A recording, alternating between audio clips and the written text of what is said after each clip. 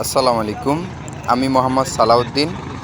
হাইমচর উপজেলা ৬ নং ছরবরবি ১ নং ওয়ার্ড গাজীনগর সংলগ্ন মেঘনার পাড়ে যেই স্থানটিতে অবৈধভাবে দস্যুরা বালু উত্তোলন করছে সেই স্থানটি দেখার জন্য আজকে বিকালে চলে আসলাম।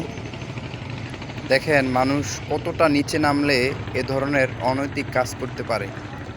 এখানে খুবই সুন্দর একটি জায়গা ছিল। আমরা এখানে মাঝে মধ্যে গিয়ে খেলাধুলা করতাম, ফুটবল খেলতাম।